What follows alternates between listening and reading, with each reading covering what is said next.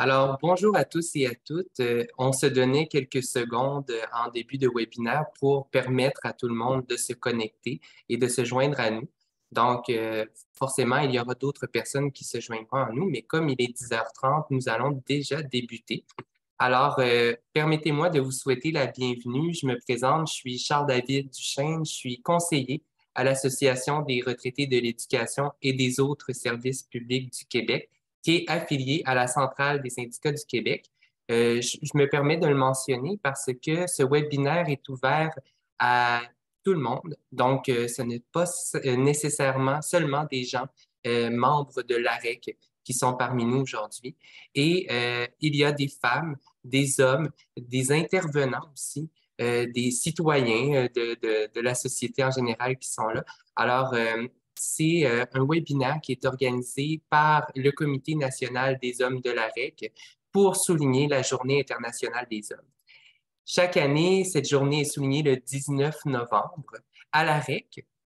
Comment on le souligne? Bien, on le fait dans le but d'améliorer la compréhension des dynamiques masculines, d'encourager l'adaptation des services qui sont destinés aux hommes à leurs besoins spécifiques, en lien avec la publication du rapport Rondeau qui faisait état euh, des, euh, des particularités dans l'intervention auprès des hommes.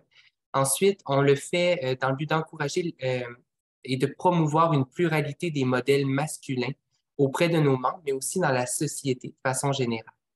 Nous sensibilisons également nos membres, hommes et femmes, à l'importance de s'exprimer pacifiquement pour contribuer à la réalisation d'une société égalitaire, démocratique et solidaire. Aujourd'hui, nous avons l'immense privilège de recevoir, à titre de conférencier, l'auteur d'un récent ouvrage intitulé Nos renoncements, réflexions sur la masculinité et la violence, le livre que je vous présente ici. Julien Gravel détient une maîtrise en philosophie de l'Université Bourgogne-Franche-Comté. Il a aussi signé plusieurs autres livres, dont Debout sur la Carlingue et Les Cowboys sont fatigués. Je vous invite à les lire également, si vous avez déjà lu le livre dont il sera question aujourd'hui. Agissant aujourd'hui comme intervenant social auprès des hommes dans un organisme situé au nord du lac Saint-Jean, il a également été guide de plein air dans cette région pour partager son amour de la nature.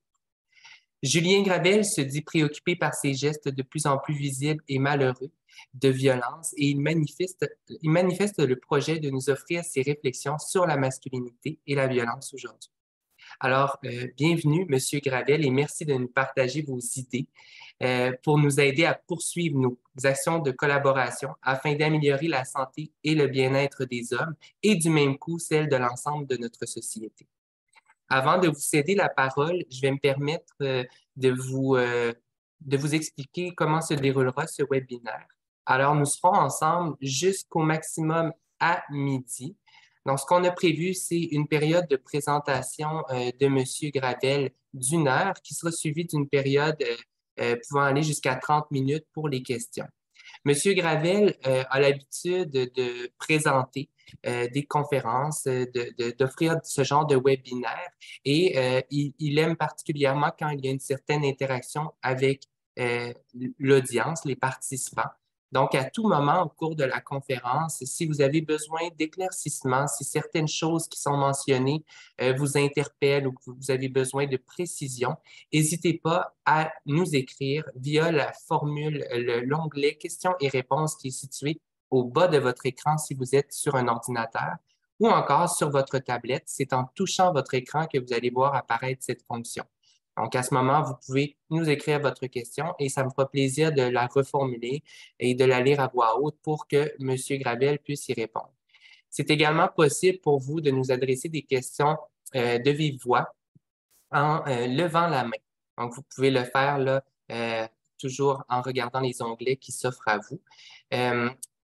Si vous avez des questions plus générales qui ne touchent pas nécessairement et qui ne font pas référence à ce qui vient d'être mentionné, on vous invitera cependant à attendre à la toute fin du webinaire pour nous les adresser.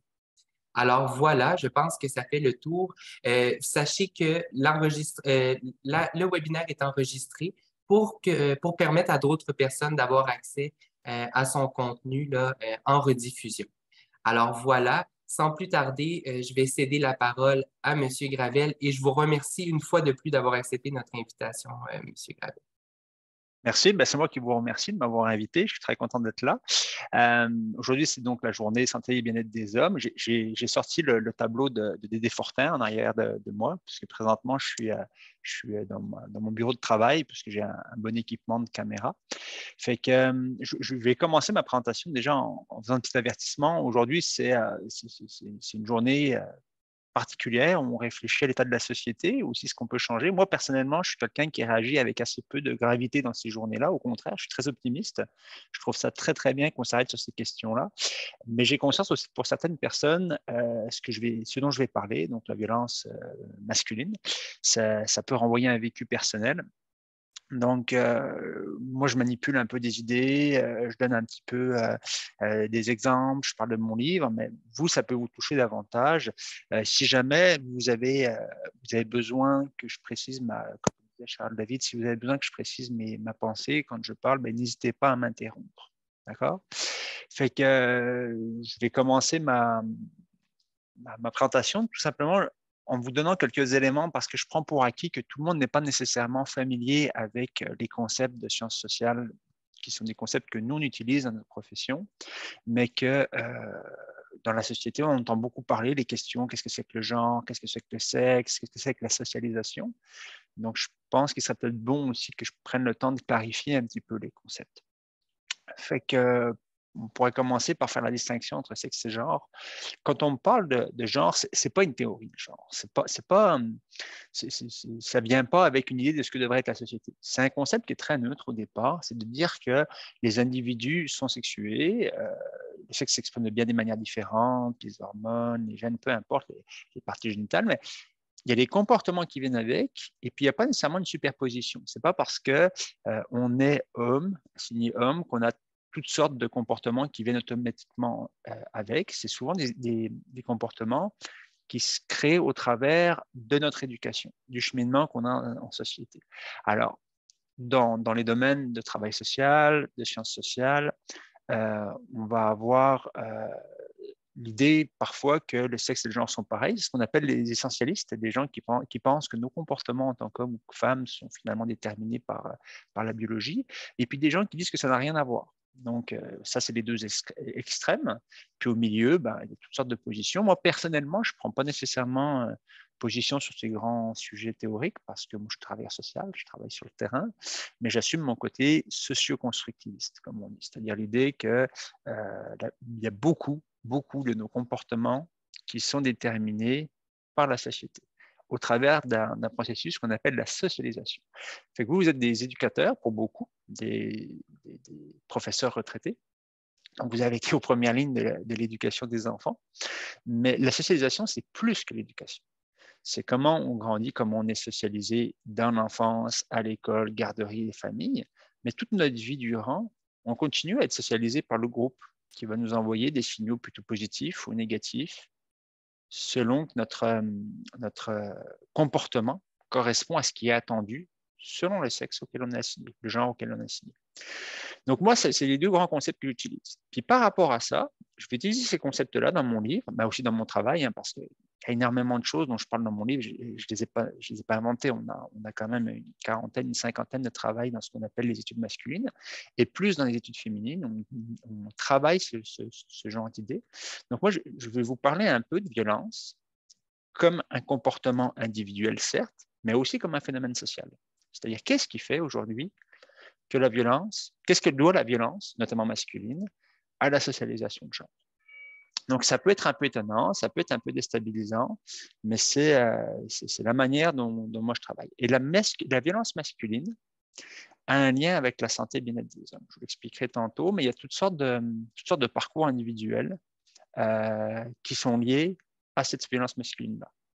Pour les auteurs, ça détermine pas mal de parcours de vie, de trajets de vie, mais aussi pour ceux qui les subissent. Je vous rappelle aussi que dans la population, parmi les gens qui subissent, il y a aussi des enfants. Puis les enfants, la moitié d'entre eux à peu près sont des garçons. Donc la violence pour les itinéraires de vie masculins, c'est quelque chose qui est très important et qui a un impact sur la santé et le bien-être des hommes. moi, je fais la plupart de mes présentations, de mon travail, en assumant une position un peu particulière qui peut surprendre, qui est celle de dire que les changements qui sont attendus auprès des hommes, qui sont demandés auprès des hommes en rapport avec cette violence-là, ce n'est pas nécessairement quelque chose qu'on doit faire par un sentiment d'accompagner les autres membres de la population, à commencer par les femmes. Je pense que c'est surtout quelque chose qu'on doit faire par rapport à soi. Parce que vous verrez que si on a beaucoup souligné dans l'histoire le rôle de la socialisation masculine et puis de ce qu'elle a fait sur certains segments de la population, les femmes, les enfants, en réalité, ça a aussi des conséquences pour nous, les hommes. Et de manière très, très générale, la socialisation masculine peut avoir des impacts sur tous les aspects de notre santé et de notre bien-être. Donc, moi, l'approche que je prends dans mon livre, que je prends aussi dans mon travail, que prennent aussi beaucoup d'autres travailleurs sociaux dans leur travail, c'est d'aller réfléchir, faire un inventaire des modes d'accession à la masculinité, la manière de se comporter en tant qu'homme, de réfléchir à ça du point de vue des hommes et de ce que ça leur fait à eux. Ça peut être un peu étonnant, ça peut être un peu troublant, mais c'est une manière de travailler qui est très efficace quand on veut promouvoir le changement. Est-ce que tout le monde va bien? Moi, je n'ai pas les questions pour l'instant. Est-ce que cette introduction vous soulève des questions? Est-ce que vous avez y a des points qui vous paraissent peu clairs? Non? Pour l'instant, ça va. Donc, on peut continuer. Parfait. Donc, là, je vais vous parler un peu de ce qu'on appelle un stéréotype de genre. Ça paraît technique, tout ça, mais dans la vraie vie, c'est très clair. Quand on a ça en tête, quand on a un peu le canevas qui permet de lire un peu les comportements, eh ben, les choses apparaissent très, très facilement et très accessibles. Donc, si on regarde le stéréotype de genre, le stéréotype, là, c'est un outil. C'est un outil conceptuel qui permet de définir les hommes en général. Fait que là aussi, on va y aller avec quelques avertissements. C'est pas parce qu'on dit les hommes ont telle probabilité, je sais pas moi, d'être emprisonnés ou telle prévalence, ou adoptent telle valeur que tous les hommes le font. C'est pas comme ça que ça marche. C'est la moyenne. C'est-à-dire on va construire une espèce d'homme type que dans la rue on rencontre absolument jamais, mais par rapport auquel, quand on compare les comportements individuels de la plupart des gars, on va trouver des liens. Donc, ce stéréotype permet de penser la complexité du réel, pour dire en termes épistémologiques. Hein. Mais ce n'est pas parce qu'on crée des outils simples qu'il faut penser que les choses sont simples. Évidemment, tout est très compliqué tout le temps, mais ça permet d'avancer un petit peu, d'avoir une réflexion. Aujourd'hui, on pense un peu la santé bien des hommes, donc on peut regarder un petit peu, on peut regarder de ces stéréotypes, tirer quelques conclusions qui, à un niveau individuel ou collectif, nous permettent d'avancer. Donc, ce stéréotype de genre, il est déjà binaire. Ça, c'est assez propre à la société occidentale. Toutes les sociétés ne fonctionnent pas comme ça. Dans la société occidentale, il n'y a pas de tierce identité. C'est les hommes, les femmes. Aujourd'hui, on entend beaucoup parler de non-binarité, de two-spirit dans les milieux autochtones, mais ça, c'est des choses qu'on réfléchit actuellement, qui existent, mais qui ne font pas partie de la socialisation, c'est-à-dire de la manière dont on essaye, dans notre société, de construire les individus. Quand un petit enfant naît, on va l'assigner garçon ou fille sur des critères essentiellement biologiques, et puis on va l'éduquer en fonction de ce qui est attendu pour un garçon ou pour une fille. Donc, c'est très binaire. Okay? Et puis, à l'intérieur, il y a le stéréotype masculin qui a des particularités qui se définissent en différence, mais aussi en opposition au stéréotype féminin. Moi, je ne m'attarderai pas tellement sur le stéréotype féminin, ce n'est pas ma spécialité, ce n'est pas avec ça que je travaille, mais je veux parler un petit peu du stéréotype masculin. Donc, ce qu'on voit là, il y a quelques éléments qui paraissent très, très évidents quand on travaille. Le premier, c'est tout simplement que les hommes se définissent beaucoup par l'extérieur, hein, par la fonction, ce qui est attendu dans le groupe. Ça paraît évident parce qu'on sait très bien qu'il y a eu une forme d'assignation au foyer des femmes, donc l'espace intime, l'espace intérieur, mais c'est quelque chose qui symboliquement dépasse de beaucoup cette sphère-là. On a beaucoup d'auteurs de sciences sociales. Je pense spontanément à Bourdieu, Pierre Bourdieu, qui avait beaucoup travaillé il y a quelques années sur cette question, qui ramène tout le temps l'idée que le stéréotype féminin est renvoyé à l'intériorité et masculin à l'extériorité. Donc les hommes, et ça c'est très clair quand on travaille, quand on regarde la socialisation masculine, ils vont beaucoup se définir par ce qu'ils font, par ce qu'ils ont. Rarement par qu'est-ce qu'ils ressentent, où ils en sont, leurs émotions. Fait que si vous allez à un barbecue un dimanche après-midi, ça va vous sauter aux yeux. C'est des choses qui sont assez évidentes. Et puis, donc, l'avoir et le faire, très, très central. Et puis, il y a aussi tout ce qui est des valeurs qui viennent avec. Fait que les valeurs, on a toutes sortes d'études qui ont amené différentes valeurs, différents systèmes pour essayer d'expliquer un peu ce que font les gars. Puis, je tiens à dire aussi, ça c'est important, que ces valeurs-là, elles ne sont pas définies nécessairement comme des mauvaises valeurs. Parce que le stéréotype masculin, on passe beaucoup de temps, je le fais aussi dans mon livre, à souligner ce qui fonctionne moins bien, mais c'est aussi ce qui fonctionne le mieux qui vient avec ces valeurs-là. Donc, on a notamment une structure en 4 valeurs qui a été beaucoup reprise au Québec, mais qui vient à l'origine d'un monsieur qui s'appelle Jans, qui est un chercheur des Pays-Bas, et qui a défini ça en 4 valeurs: stoïcisme, autonomie, réussite et agressivité. On peut peut-être commencer par l'agressivité parce que tout de suite, les oreilles scillent un peu. L'agressivité, la violence, en réalité, il n'y a pas nécessairement de relation directe entre agressivité et violence. L'agressivité peut être quelque chose de très, très positif. À chaque fois qu'on décide de se battre pour une valeur importante, qu'on va militer, qu'on est sur un terrain de sport, qu'on veut se dépasser pour gagner, c'est de l'agressivité. C'est de la bonne agressivité. Parce que l'agressivité, en fait, c'est un allant. C'est une espèce d'énergie qui nous pousse à nous accrocher.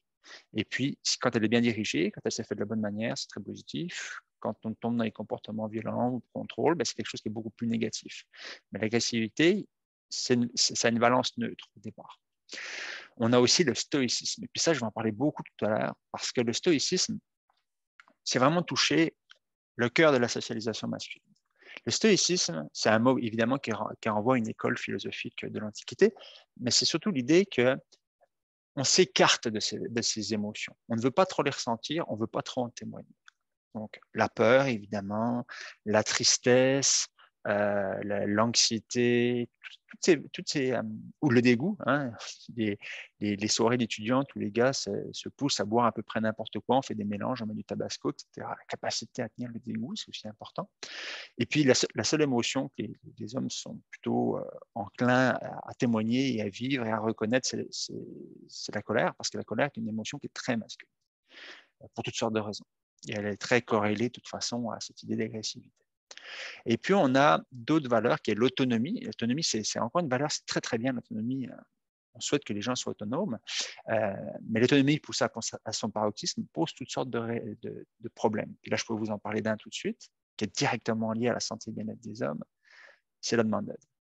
Donc, la demande d'aide dans mon métier, c'est vraiment très, très compliqué parce que les hommes ne sont pas fondés à demander de l'aide quand ils se débrouillent mal, ou quand ils ont des difficultés, ou quand ils se sentent dépassés, ou quand ils se sentent en détresse. Donc, quand on a fait un grand sondage, SOM, là, c'était en 2018, si ma mémoire est bonne, on a interrogé plus de 2000 hommes québécois, francophones ou anglophones, mais principalement des francophones. On leur a posé toutes sortes de questions pour savoir justement comment ils voyaient un peu les suivis psychosociaux, comment ils voyaient cette capacité à aller demander de l'aide.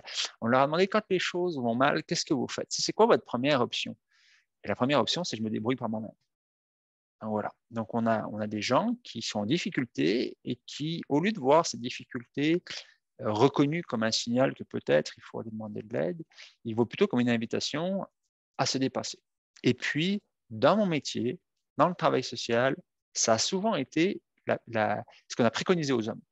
Fait que ça paraît fou aujourd'hui, là, on est en 2022, mais on a un psychologue Peck qui, dans les années 70, a développé ces approches de santé bien-être des hommes en réaction à ce qui se faisait mur à mur aux États-Unis, c'était de dire à un homme, tu vas mal, replie-toi sur tes rôles de genre, travaille plus.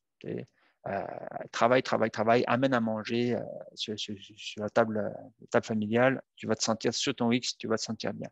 On disait aux hommes, replie-toi sur toi-même, parle pas trop, tu t'épanches pas, quand tu t'épanches, ça finit mal, etc.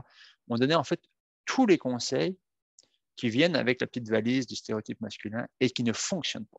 On le sait aujourd'hui, ça ne fonctionne pas. Ça fait juste retarder le problème. On pèle la neige par en avant, hein, comme aujourd'hui, c'est un peu une métaphore qui marche bien. Puis tôt ou tard, on va se ramasser avec la neige qui va débouler. Fait que ça ne fonctionnait pas. Et donc, cette autonomie-là nous pousse, nous les gars, à ne pas penser à l'aide tout de suite. Hein, on a un gros meuble à déplacer, il n'y a pas personne qui est là, on va le déplacer tout de suite, on va se faire un lumbago.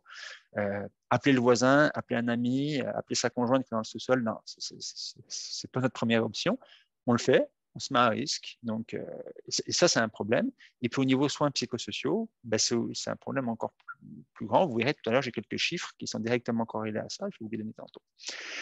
On a aussi la réussite.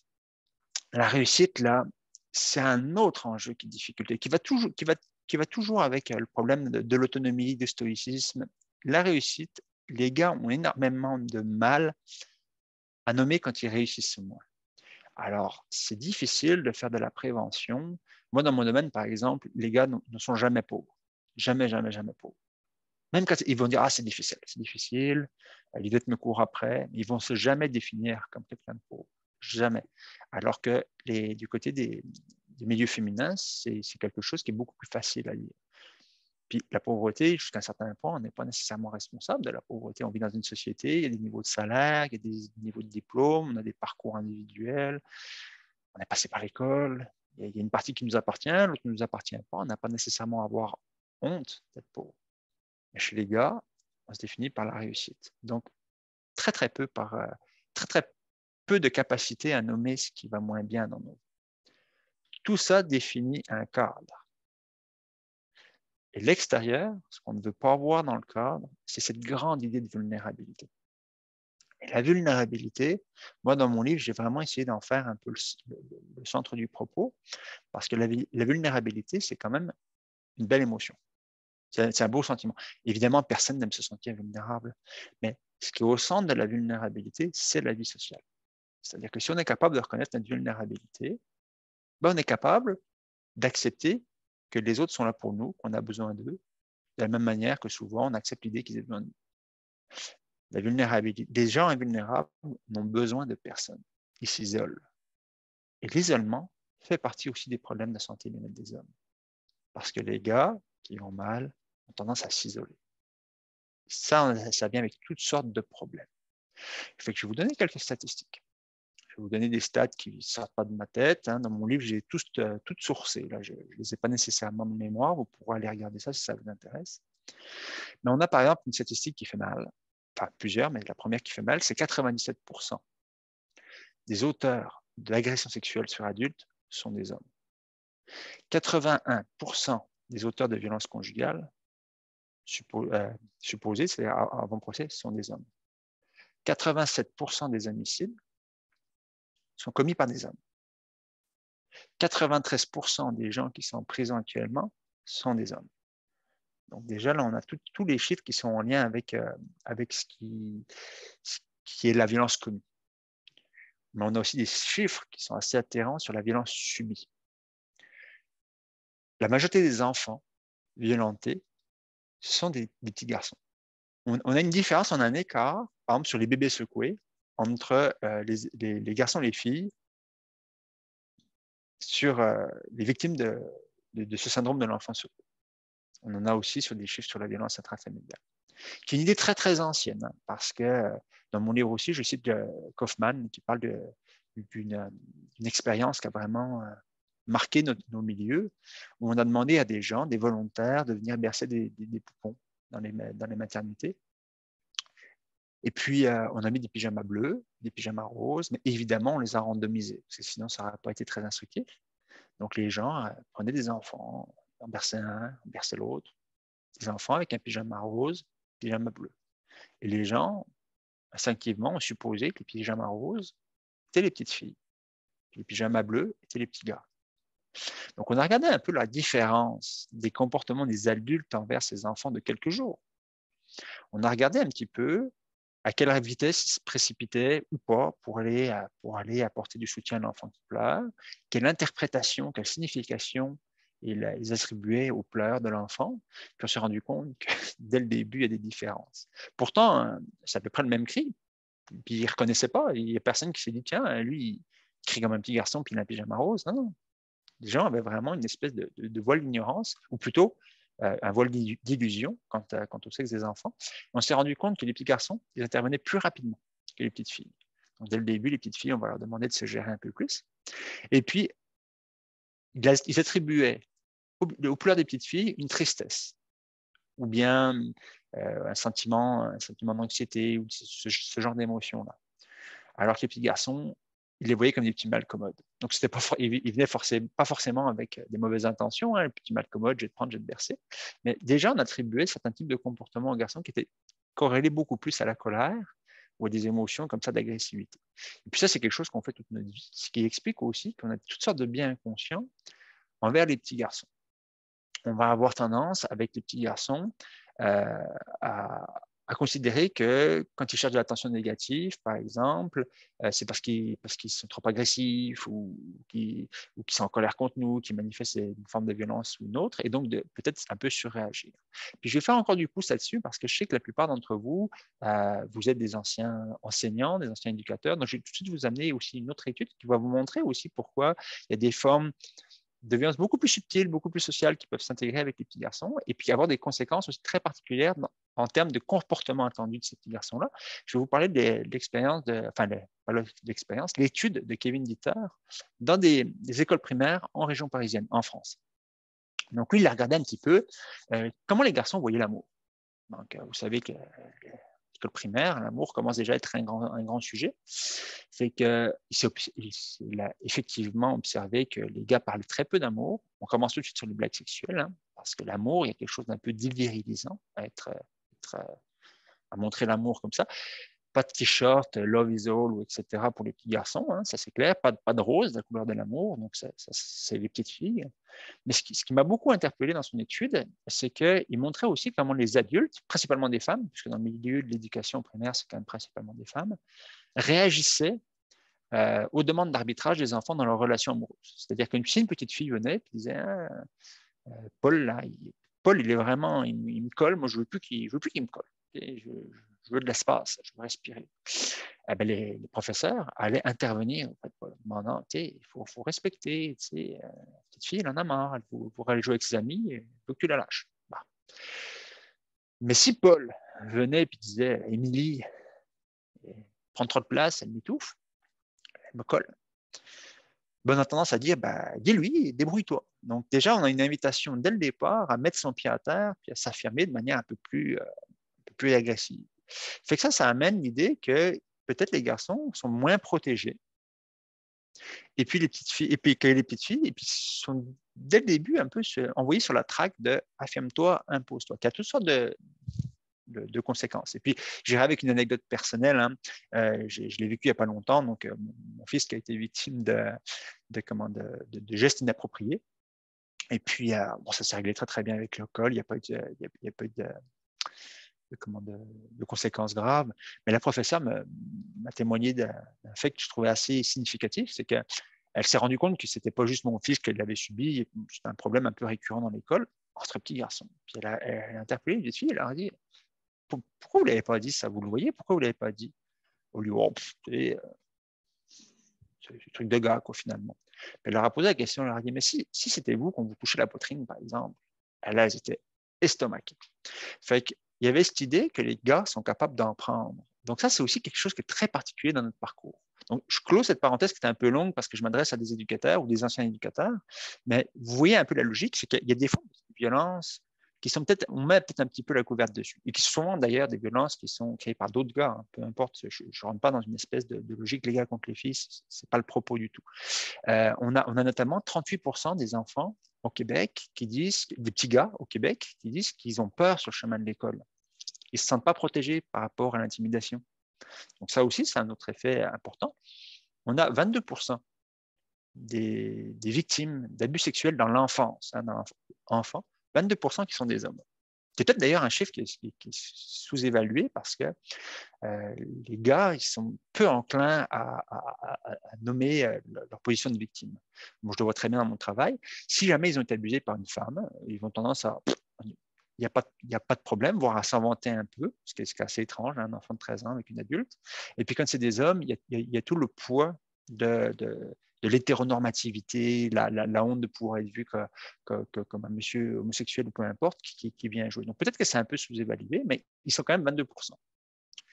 on a 80% des suicides à peu près qui sont complétés par les hommes. Je dis complétés parce que dans le domaine du travail social, on évite d'utiliser des expressions comme suicide réussi, par exemple, pour éviter de donner une valence positive à l'expression. On dit complété, donc qui a entraîné la mort. 80%. Donc, il y a un rapport avec les moyens choisis. On sait très, très bien que dans les cas de violence, comme dans les cas de suicide, les gars ont tendance à aller chercher des moyens vraiment létaux. On y va. On a vraiment une espèce de pente là, vers l'acting out qui fait que malheureusement, quand on passe à l'acte, c'est beaucoup plus efficace, si on peut dire, beaucoup plus létal, que ce soit pour les hommes, que ce soit pour le suicide ou que ce soit dans les autres sphères de nos vies. Je parle aussi j'ai dit tout à l'heure que 87% des hommes, que des auteurs d'homicides sont des hommes. Il faut savoir aussi que les hommes sont les plus grandes victimes d'homicides. J'imagine qu'il y a des gens qui vont avoir les oreilles qui scillent parce que on parle beaucoup des homicides dans les relations de couple, en contexte de relations amoureuses. Là, je parle des homicides en général parce que les homicides en contexte amoureux, c'est la seule classe où non seulement les femmes sont surreprésentées, mais en fait, elles forment la quasi-totalité des victimes. Et les hommes, la quasi-totalité des auteurs.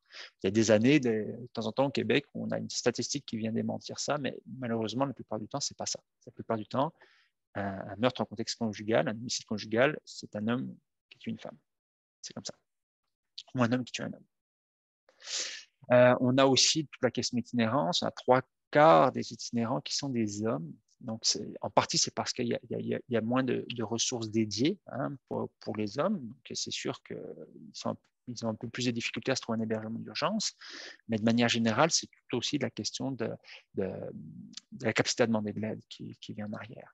Donc, tout ça pour vous dire qu'on a des résultats qui sont très, très différents. On a des itinéraires qui sont très, très différents au travers de la société entre les hommes et les femmes.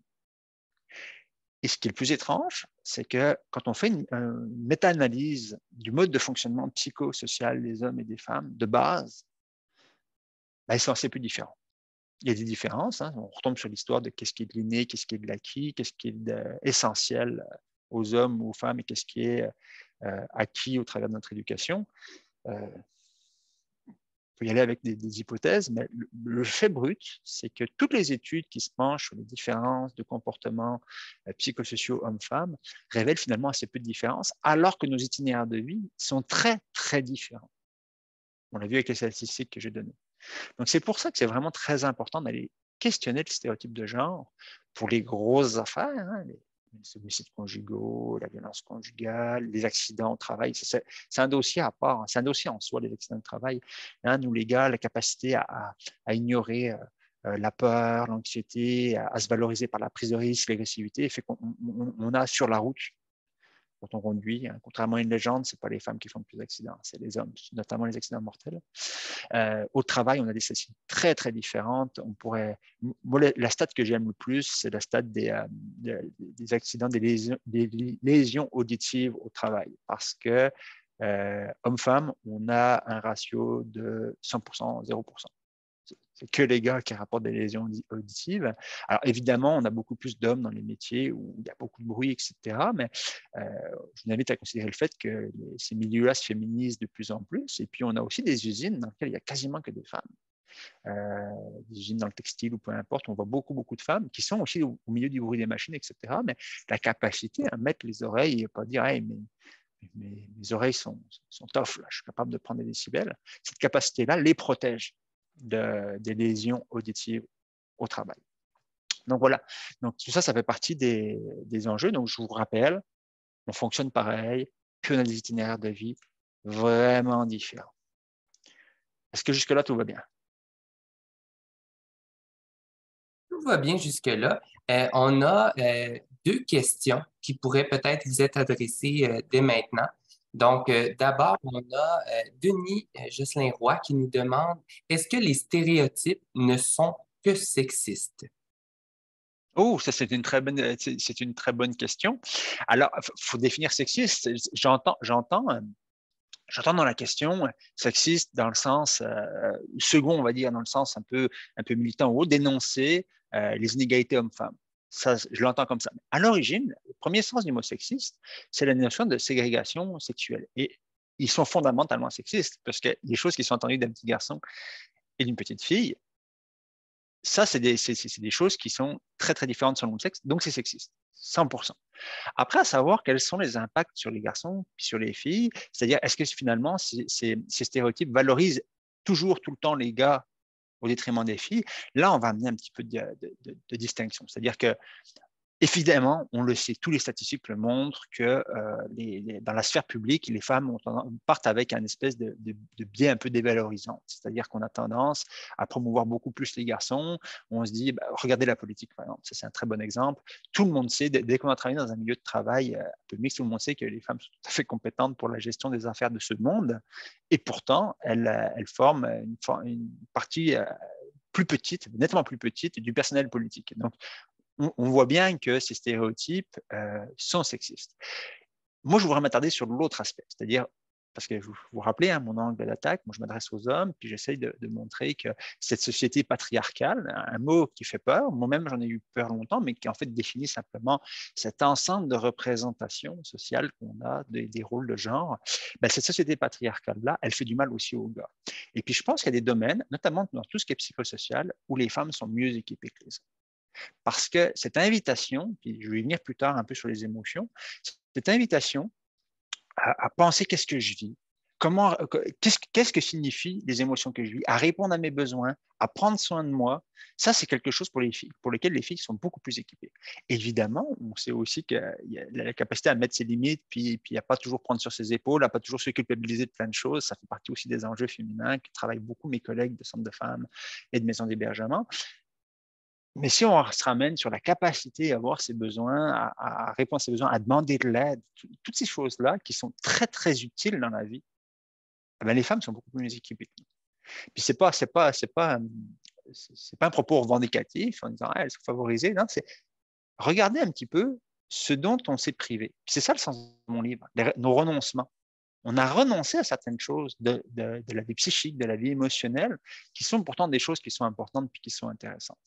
Fait que je vais répondre à la question. J'ai répondu à la question, je pense, en 3 fois, mais effectivement, c'est pas juste sexiste dans le sens où c'est pas juste des stéréotypes qui défavorisent les femmes vis-à-vis des hommes, mais l'inverse est aussi dans certaines sphères, même si on sait, puis ça c'est important de le rappeler, que les violences ne sont pas symétriques et puis que les enjeux d'accès des femmes à certains postes, à la vie publique, restent un enjeu important dans nos sociétés, puis on aurait peut-être tort de penser que l'égalité est déjà faite.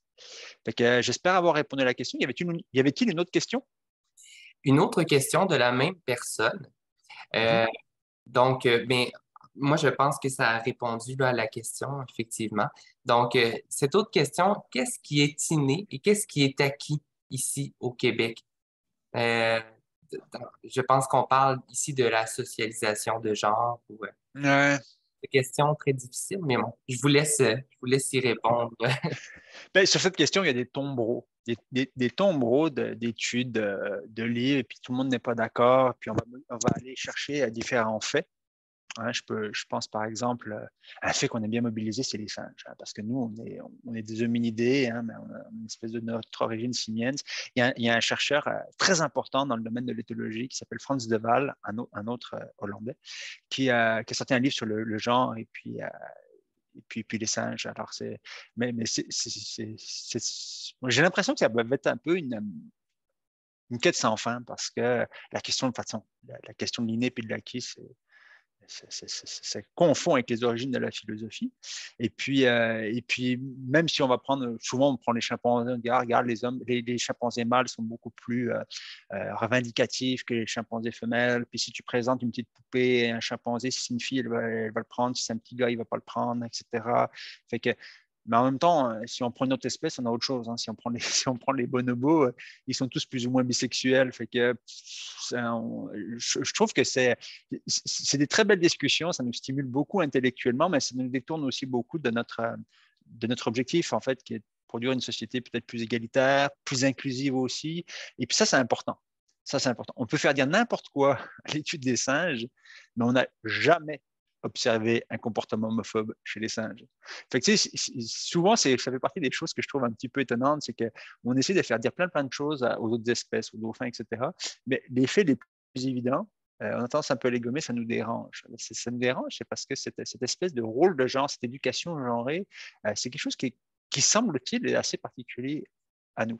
Fait que je m'écarte un peu de la question, mais je trouvais ça important de le nommer puis de le souligner. La question de l'inné puis de l'acquis, moi, je pars simplement du principe de base.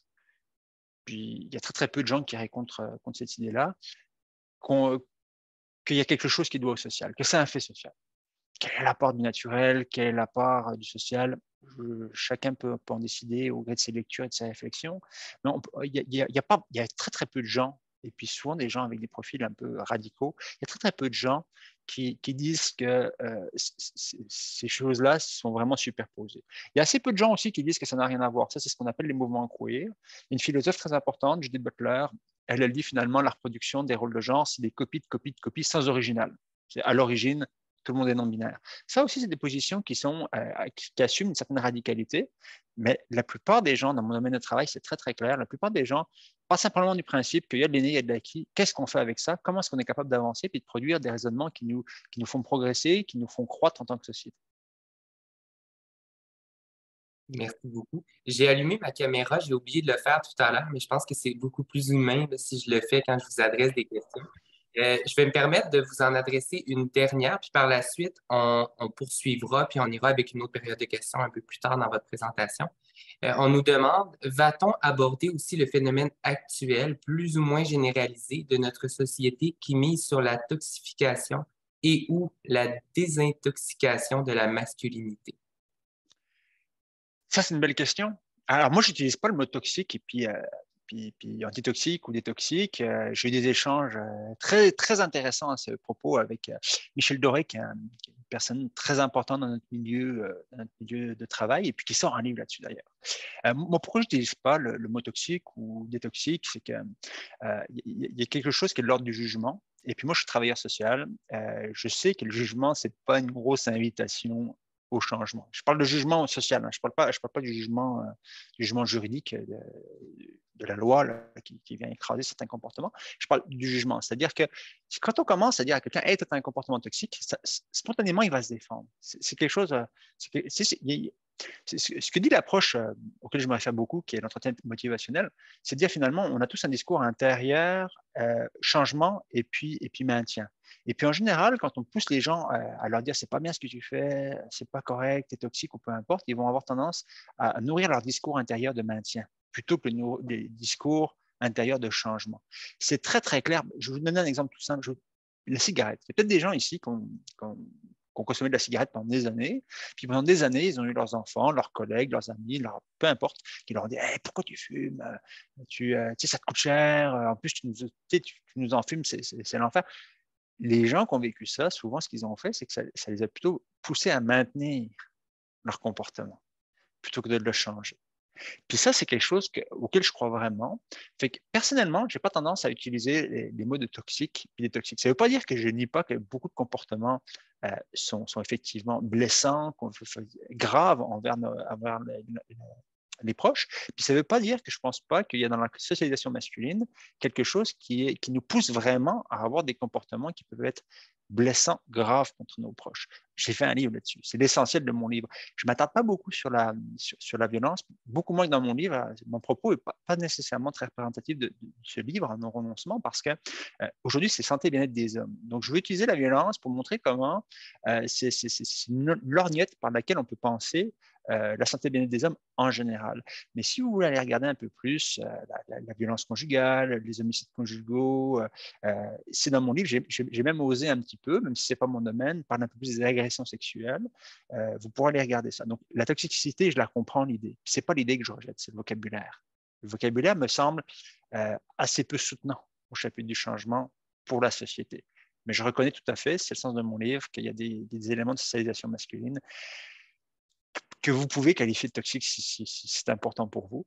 Et puis, je vais continuer d'ailleurs ma présentation en parlant de la Manbox, parce que la Manbox, c'est un outil que j'adore.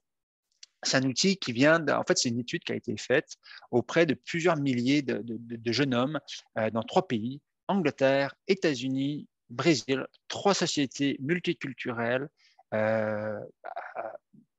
plutôt occidental, hein, même pour le Brésil.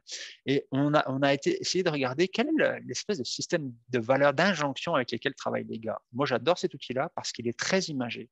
Fait qu'on sort un peu on le trouve sur Internet aussi, hein, donc avec beaucoup de visuels, des propos qui sont vraiment ramenés dans des formules très, très synthétiques et très accessibles.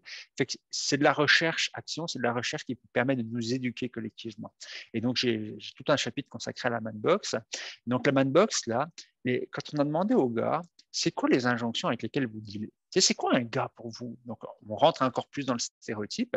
La première, ils nous ont dit l'autonomie. J'en ai déjà parlé, je ne vais pas le rajouter. On va rester là. La deuxième, c'est agir avec force et fermeté. On a toujours cette idée d'agressivité. C'est-à-dire que face à quelqu'un, par exemple, ça c'est très clair dans mon travail, face à quelqu'un qui a un comportement qui n'est pas acceptable ou qui nous semble pas acceptable au meilleur de notre perception, parce que des fois, dans la vie, on peut se fâcher pour des raisons qui n'ont pas lieu d'être. Simplement, on a mal interprété, mal évalué la situation. Les hommes vont avoir tendance à développer une attitude qui est celle de non, ça ne va pas se passer comme ça, je mets mon pied à terre, je m'affirme. Prendre le temps de valider avec la personne, lui demander c'est quoi qui te dérange, je dirais que je ne suis pas à l'aise avec ce que tu me dis, nommer son inconfort. Tout ça, c'est des stratégies qui ne sont pas vues comme des stratégies masculines. Donc, toutes ces stratégies qui vont vers la collaboration, vers la diplomatie, ce pas des stratégies auxquelles les jeunes gars se sentent encouragés. Au contraire, agir avec force et fermeté, la rigidité. Hein. Fait que ça c'est quelque chose qui a toutes sortes de problèmes. La personne qui m'a posé une question sur la toxicité pourra tirer les conclusions qu'elle veut par rapport à ça. Je pense que ça, c'est assez clair. On a la notion d'attraction physique. Bon, là, je vais passer vite, mais ce qui est amusant, c'est la twist. Hein. C'est parce qu'un homme a une forme de double injonction. Il faut qu'il soit attractif, il faut qu'il soit beau, mais il faut pas qu'il montre qu'il prend trop de soin de ses affaires. Idéalement, si on peut être costaud, mais en n'ayant pas l'impression de passer sa vie dans une salle, si on peut avoir une belle barbe fleurie, mais pas trop taillée. Vous voyez un peu la logique. Hein? On veut des gars, mais on veut pas des gars qui prennent soin d'eux. On veut aussi que les gars témoignent de leur attachement au rôle de genre et puis leur hétéronormativité. Deux items différents, mais qui ramènent un peu à la même idée. Donc, d'un côté, l'homophobie. 2022, c'est super cool, c'est super correct pour un jeune gars d'avoir un ami ou dans son réseau quelqu'un qui est homosexuel. Aucun problème. Mais par contre, il faut qu'il témoigne de la distance, de la juste distance par rapport aux manifestations d'affection et d'amitié que va pouvoir montrer son gars. Et évidemment, tout l'enjeu de l'homosexualité, cette espèce de haine de soi là, intériorisée, qui reste quelque chose de très, très puissant. Puis l'attachement au rôle de genre, hein, c'est aussi qu'est-ce qui est censé faire un gars. Puis moi, il y a une anecdote que je donne souvent, c'est la raison pour laquelle je suis retourné au travail social, je suis devenu intervenant et que j'ai quitté mon ancien job qui était de plein air, c'est parce que j'ai eu un accident. Donc, c'est un monsieur qui est tombé dans une turbine à poissons, puis j'ai voulu l'aider, je me suis fait mal au dos. Je traînais un an de plus avec mon mal au dos, puis j'ai dit j'arrête. Bon. Fait que j'arrête mon travail à la fin de l'hiver, guide de traîneau à chien, je tombe sur le chômage, tranquille, je vais avoir 2-3 semaines, 2-3 mois peut-être même pour réfléchir un peu où je veux m'en aller. J'ai vu les hommes de mon environnement géographique, mes voisins, totalement paniqués à l'idée que moi, là, je ne travaillais pas, que ma conjointe travaillait. Pour eux, il y avait quelque chose qui était très, très inquiétant. Ils se demandaient vraiment comment je vivais ça. C'était très, très inquiétant. Moi, j'étais juste en train de travailler à ma reconversion, ça ne m'inquiétait pas beaucoup. Et puis, vivre du salaire de ma conjointe à ce moment-là, ce n'était pas tellement un enjeu pour moi. Mais pour eux, c'était très, très important. Vous voyez, l'attachement au rôle de genre. Hein? Donc ça, c'est quelque chose de très particulier aussi. On a évidemment l'hypersexualité. Puis là, je voudrais m'arrêter 2 minutes parce que vous voyez, avec MeToo, tout ça, c'est quelque chose qu'on voit beaucoup. Je vous ai donné le chiffre, hein, 97% des auteurs d'agressions sexuelles sur adultes sont des hommes. C'est nous, ça. OK? Fait que l'hypersexualité, c'est cette idée que les gars ont tendance à sexualiser toute forme d'intimité et toute forme de sensualité, de contact, etc. Il y a beaucoup de gars qui vont attendre d'être des pères pour vivre cette espèce d'expérience qui peut être de caresser, de toucher, de manifester une affection physique avec un autre être humain sans que ça soit du tout sexualisé. Fait que ça, c'est quelque chose qui est assez particulier dans la masculinité et de manière plus générale aussi tout ce qui est soin au corps. Parce que moi je travaille dans des milieux très féminins, puis je suis toujours un peu ébahi à ce chapitre de voir la différence entre les gars et les filles, parce que les filles, mes collègues, la journée est dure, on se fait un bain, on va chez l'esthéticienne, peu importe. Il y a ce rapport un peu de se gâter sensuellement, physiquement, autrement que par une activité sexuelle. Puis ça fait partie des différences importantes chez les hommes. Et je vous ramène à l'étude de Kevin Dieter. Je ne suis pas certain qu'on nous soit tellement dans les nez avec cette histoire-là. Je pense qu'il y a aussi quelque chose qui est d'acquis, là. Puis quelque chose que je partage personnellement. Fait que, il y a quelque chose qui est d'acquis. Et puis le dernier point, c'est agression et contrôle. Et ça, j'ai parlé de l'agressivité, mais je voudrais parler aussi du contrôle, parce que la notion de contrôler son environnement, que les choses ne nous échappent pas, c'est quelque chose qui est très, très, très important chez les hommes. Puis c'est vrai sur toutes sortes d'affaires, mais c'est vrai dans la sphère conjugale. Puis là, on tombe à un problème qui est important. Je ne suis pas en train de vous dire que les femmes qui développent des systèmes de contrôle contre leur gars, ça n'existe pas, ça existe, j'en vois. Mais ça me semble être davantage un enjeu individuel parce que je n'ai pas l'impression dans la construction, la socialisation féminine, peut-être il y a des gens qui ne sont pas de la vie, là. Moi, ce n'est pas ma spécialité, mais je n'ai pas l'impression que dans cette socialisation féminine, il y a quelque chose qui pousse les filles à développer des systèmes de contrôle par rapport à l'amoureux, même si on peut avoir Facebook, écrire tout le temps, peu importe. Alors que chez les gars, il y a vraiment cette idée, c'est ce que montre la Manbox, qu'un gars mérite de savoir où est sa conjointe. Puis qu'à la limite, si pour un jeune gars, ce n'est pas son problème, ben ça va le devenir parce que les gars, ils disent « Hey, tu ne sais pas où est ta conjointe, qu'est-ce qu'elle fait, tu ne sais pas, tu ne te poses pas la question. » Fait qu'on a cette idée-là qui a évidemment toutes sortes de conséquences sur la violence conjugale. Fait que voilà. Ça, c'est la Manbox. Et puis, je vais ramener un dernier point qui me paraît important. Deux derniers points qui me paraissent importants. C'est aussi la honte, la culpabilité, parce que la honte et la culpabilité sont au centre de la compréhension de ce qui est attendu d'un gars, d'une fille. Moi, j'ai une collègue de centre de femmes qui avait amené l'idée que la culpabilité est plus féminine, puis la honte plus masculine. Et puis ça, je suis tout à fait d'accord avec ça. Parce que c'est tout le temps la question, la honte, c'est ce qui est en lien avec les comportements entendus et ne pas être à la hauteur. C'est une émotion sociale. Alors que la culpabilité va davantage avec une émotion intérieure, c'est-à-dire, est-ce que j'ai réagi de la bonne manière? Et ça vient avec l'empathie. C'est-à-dire que si j'ai un comportement, puis j'ai l'impression d'une manière ou d'une autre que j'ai pu blesser la personne en face de moi, que j'ai pu ne pas être assez à l'écoute de ses besoins, de ce qu'elle vivait, de ses demandes, je vais me culpabiliser. Et puis ça, l'empathie, c'est vraiment une émotion qui est centrale dans la vie sociale, qui est très, très importante. Puis ça, là, les hommes semblent un peu moins sensibles à l'empathie, voire beaucoup moins sensibles. Et c'est d'ailleurs beaucoup ce qu'on travaille dans les suivis, notamment de violence conjugale, c'est développer l'empathie. Qu'est-ce que ça t'a fait? Qu'est-ce que tu penses que ça lui fait? Etc. Donc l'empathie, c'est important. Et le manque d'empathie des gars témoigne du rapport aux limites. C'est-à-dire que les limites, on a tous des limites. Ça n'existe pas. Nous, en tant que gars, on aime bien penser qu'on est comme un Ford F-150, qu'on est capable d'en prendre, puis que les limites, on peut les repousser à vitam aeternam. C'est pas vrai. Tout le monde trouve sa limite un jour. Et si on n'a pas pris la peine de s'informer sur quelles sont nos limites, de les nommer, d'en prendre soin, ben, ce qui arrive, c'est qu'à un moment donné, on explose. Fait que, les limites, là, la notion de limite chez les gars, c'est très, très compliqué. Et on le voit très, très bien dans les groupes qu'on appelle homosociaux, c'est des groupes de même genre, des groupes d'hommes, où on peut avoir des comportements qui dépassent beaucoup les limites. On va provoquer l'autre, on va le harceler, on va lui rentrer dedans, etc. Et puis, ce qui est très, très intégré chez les gars, c'est l'idée que si j'ai subi ça, c'est parce que je n'ai pas été capable de mettre mes limites. Parce qu'une limite, ça se défend pied à pied. Puis ça, c'est problématique parce que la vie sociale, ça ne devrait pas fonctionner comme ça. Dans la vie sociale, j'espère que la plupart des gens qui nous écoutent en sont persuadés. On peut nommer à l'autre personne, c'est surtout la question du consentement d'ailleurs, on peut nommer à l'autre personne le fait que, regarde, on ne se sent pas à l'aise, on aimerait que ça se passe autrement, avoir un peu d'air finalement. Mais chez les gars, c'est très très clair. Quand souvenez-vous, pour ceux qui ont joué au hockey, un peu l'idée là, dans les vestiaires, quand il y a un peu de bowling ou je ne sais pas quoi, l'idée c'est, regarde, s'il n'était pas d'accord, il fallait qu'il le dise. Et il l'a dit, oh, mais il ne l'a pas dit assez fort.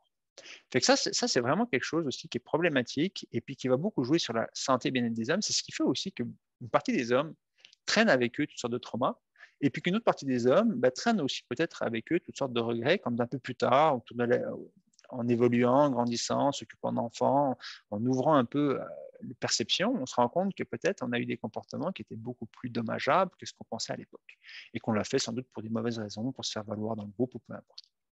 Donc ça, c'est aussi quelque chose qui est très compliqué. Ceux qui ont été enseignants, vous avez vu une classe, je pense que, enfin, j'espère ne pas être dans le champ. J'ai l'impression que toutes ces choses-là, c'est des choses qui ont dû vous parler. Vous avez dû l'observer, vous avez dû le voir dans les modes de fonctionnement. Puis s'il y en a qui sont d'avis contraire, Je prends tous les avis contraires et je n'ai aucun problème. Vous témoignerez, ça enrichira ma réflexion. Mais moi, ça me semble, en moyenne, assez vrai, ces éléments qui ont été amenés par les études en travail social. Et donc, cette notion-là, tout ce que j'ai dit ramène au point aveugle, à mon avis, de la construction masculine, c'est les émotions, parce qu'à partir du moment où on refuse, on grandit avec l'idée que identifier, écouter, respecter ses émotions, c'est quelque chose qui n'est pas très positif, qui n'est pas très masculin. On s'aliène beaucoup de choses dans nos vies. Les émotions, puis ça, c'est ce que j'explique aux gars qui viennent, parce que mon approche de travail social, elle passe beaucoup par des métacognitions. C'est-à-dire que j'explique aux gars je leur dis, pas parce que je le sais, mais parce que je l'ai lu, je dis, regarde, tu sais, le cerveau, ça marche comme ça, les émotions, ça marche comme ça, pour qu'ils comprennent un peu mieux. Ils comprennent que les émotions, c'est important. Les émotions, c'est une réaction du cerveau lui-même qui va comme se parler à lui-même quand il a identifié un besoin. Besoin de sécurité, besoin d'amour, besoin qu'on respecte nos valeurs, peu importe. Donc, il va produire des émotions. Elles ont un rôle avant tout informatif, mais aussi de pousser à l'action. Puis si on ne pousse pas à l'action, si on n'écoute pas ces informations-là, elles vont juste devenir de plus en plus importantes, puis on va arriver au moment donné où taboute. Okay? Fait que cette notion de ce rapport aux émotions, il est très, très important. Et les hommes, on est tellement éduqués à ne pas les écouter, à ne pas les regarder, à ne pas les respecter, que dans nos milieux de travail, on parle parfois d'alexithymie masculine. L'alexithymie masculine, c'est une métaphore. Parce que l'alexithymie, c'est vraiment une condition de santé mentale où on a des gens qui ne comprennent pas leurs émotions, qui ne sont pas capables de les identifier et qui ne les identifient pas chez les autres. Okay? A privatif, l'ex vocabulaire, timide, émotion. Donc, on amène l'idée que les gars, finalement, ils sont un peu tout mêlés. Puis à la blague, on dit tout le temps ici, là, dans le milieu de travail, on dit les hommes du lac Saint-Jean, ils ont 3 émotions. Ils vont en bain, ils sont en crise ou ils sont en tabarnak. C'est une blague. Mais c'est une blague, mais qui en dit beaucoup. C'est-à-dire qu'ils ont la vague impression qu'il y a quelque chose qui ne va pas, ils se sentent vulnérables et ça se traduit immédiatement en colère. Et ça, c'est un vrai problème. Tu sais, quand je renvoie encore une fois la question sur la toxicité, quand je vous disais que le vocabulaire, je ne l'endosse pas, mais que j'endosse volontiers l'idée, c'est un peu ça. C'est qu'on a vraiment, dans la construction masculine, des éléments qui ne nous poussent pas du bon côté. Il y a plein d'autres éléments, je n'en ai pas parlé, mais évidemment qu'il y a énormément d'éléments qui sont importants, la capacité à prendre soin de soi, la capacité à prendre soin des autres, protéger les autres. On a par exemple des corps de métiers qui sont exclusivement masculins, comme les pompiers. On a cette espèce d'idéalisation du service rendu au groupe. Il y a plein de choses qui sont fantastiques avec la construction masculine. Mais là, si je vous ai parlé des éléments peut-être plus négatifs, plus problématiques, puis qui, vous le devinez, amènent au grand chapitre sur la violence conjugale, au grand chapitre sur l'homicide conjugal, etc., c'est parce que je pense qu'on a un devoir d'inventaire. On a un devoir d'aller regarder ce qui fonctionne moins bien, quel genre de mode d'accession à la masculinité on propose à nos jeunes, quel genre de socialisation, quels sont nos propres biais, nous, quand on intervient avec nos amis, avec nos enfants, avec les élèves, quels sont les biais qu'on a nous-mêmes, qu'on transmet, et puis on a vraiment besoin socialement d'utiliser ce genre de réflexion qui se base essentiellement sur des concepts féministes et des intuitions féministes, parce que mon livre, je l'ai essentiellement basé sur des propositions qui nous viennent des milieux féministes, parce qu'on a souvent l'idée, qui à mon avis est tout à fait erronée, que le féminisme, c'est une guerre d'un genre contre l'autre, premièrement, et puis deuxièmement, que les féministes n'ont rien à proposer aux hommes. Alors, évidemment, hein, moi j'ai lu des articles que personnellement je trouvais assez pauvres de ce point de vue-là, un peu caricaturaux, mais on a des grandes auteurs féministes qui ont proposé des choses qui sont vraiment porteuse d'espoir pour la société en général, puis pour nous. Je vais vous en livrer un, peut-être celui qui m'a le plus marqué cette dernière année. C'est La volonté de changer de Bell Hooks, qui est une afroféministe américaine, qui est morte il y a 2 ans, et puis qui dans son livre, a essayé de simplement sonder cette apparente contradiction, paradoxe, qui est qu'elle avait un père aimant et violent, et qu'elle avait un conjoint progressiste, et très réactionnaire dans le partage des tâches conjugales, etc. Donc, elle s'est dit, bon, j'ai un paradoxe, comment est-ce qu'on travaille ça? Et la manière dont elle a travaillé ça, c'est en utilisant les outils un peu comme ceux que je vous ai présentés, c'était penser quelles sont les attentes, les injonctions avec lesquelles dealent les hommes et quelles conséquences ça a pour eux et pour la société en général. Fait qu'il est 11h30, Charles David, vous s'était engagé à 11h30. S'il y a des questions, je pourrais les prendre, sinon je pourrais peut-être amener d'autres éléments. C'est très intéressant. Écoutez, moi, je disais dans les coulisses tout à l'heure à M. Gravel que je suis travailleur social de formation aussi. Donc, évidemment, j'adhère à beaucoup de choses que vous avez dit. Je pense que c'est une chance qu'on a aujourd'hui de vous recevoir parce que euh, quand on lit un livre qui contient d'aussi riches explications puis des exemples comme celui que vous avez écrit, eh bien, c'est une chose, ça nous permet de comprendre, mais de l'entendre puis de se le faire vulgariser comme ça dans un webinaire, c'est vraiment un privilège. Je pense que plusieurs personnes partagent là, mon point de vue parce qu'on a plusieurs réactions, de nombreuses questions. Donc, sans plus tarder, là, je vais vous adresser une première question pour qu'on ait suffisamment de temps. Euh, on nous demande, puis là, en fait, simplement là, pour vous dire, on se disait également dans les coulisses, aujourd'hui, il y a aucune mauvaise question. C'est un sujet qui est sensible, qui nous interpelle tous différemment. Donc, on voulait vraiment se donner un moment, un lieu pour pouvoir s'exprimer librement. Je pense qu'il y a quelque chose de sain là-dedans. Donc, peu importe les questions, toutes les questions sont bonnes. Puis, si M. Grabel est moins à l'aise d'y répondre, il pourra nous le dire. Donc, voilà, on nous dit, j'ai un garçon qui est entré dans l'armée pour en faire une profession, mais quand il était petit, c'était un enfant qui était doux, sensible et qui pleurait s'il perdait son animal préféré. Comment expliquer ce changement avec l'âge? Ben, ce que j'entends surtout, c'est qu'il y a un parent qui est un peu dépassé par le parcours et qui ne le comprend pas vraiment. Je ne le sais pas. Je le sais pas, puis je vais déjà rappeler que les trajectoires individuelles peuvent se rire des statistiques et puis des concepts. Hein. On a toujours des gens qui vont avoir des itinéraires complètement différents. Puis c'est très important de ne pas ramener les gens aux chiffres. L'inverse, on peut prendre les gens, hein, sous la notion de savoir expérientiel dont on parle beaucoup aujourd'hui, etc. On peut prendre des itinéraires individuels pour aller questionner un peu nos concepts, voir s'ils sont encore bons ou si finalement c'est un cas très particulier. Fait que moi, ce que j'ai envie de dire, c'est que personnellement, je n'ai pas vraiment l'idéal de l'armée. Puis je pense que l'armée, c'est vraiment le besoin que les sociétés ont eu, notamment les sociétés d'État, de produire des corps homosociaux, masculins, pour faire avancer la défense des frontières ou la conquête d'autres pays, explique beaucoup. Je pense que je ne suis pas le seul à le dire, hein, il y a notamment Bourdieu, mais plein d'autres rappellent l'origine martiale finalement du stéréotype masculin. Fait que de prime abord, ça peut être très très étonnant de voir quelqu'un qui a une sensibilité, qui respecte la vie, aller dans l'armée. Mais je voudrais aussi vous rappeler qu'il y a d'autres. Dans les décisions humaines, on peut jouer avec différents registres de valeurs, puis un jour, on va prioriser certaines valeurs, puis d'autres types de valeurs. Puis moi, dans mon travail, j'ai accompagné des militaires qui étaient des gens qui n'étaient pas nécessairement les gars les plus stéréotypés, les plus rigides, qui avaient une idée de l'armée comme un service public, comme quelque chose d'important, comme une espèce de don de soi au groupe. Et puis ça, c'est quelque chose que je peux entendre. C'est quelque chose que je peux entendre. Et puis, c'est souvent aussi des gars qui peuvent avoir des difficultés à l'armée. Moi, je me rappelle d'un gars qui n'était pas du tout de mon secteur, mais il cherchait désespérément un organisme loin de chez lui. Il voulait surtout pas parler à quelqu'un de l'armée parce qu'il vivait les signes d'une dépression. On n'allait pas bien. Et même à la maison, il ne pouvait pas en parler parce que sa conjointe était militaire. Elle endossait parfaitement ce système de valeurs en disant finalement, tu vas mal, botte-toi les fesses puis avance. Donc, un autre cas typique aussi, on a une femme qui n'investissait pas nécessairement les codes traditionnels de la socialisation féminine. Donc, voilà, on a des itinéraires différents. Et puis, je ne connais pas le jeune garçon en question, mais il faudra déjà probablement lui poser la question.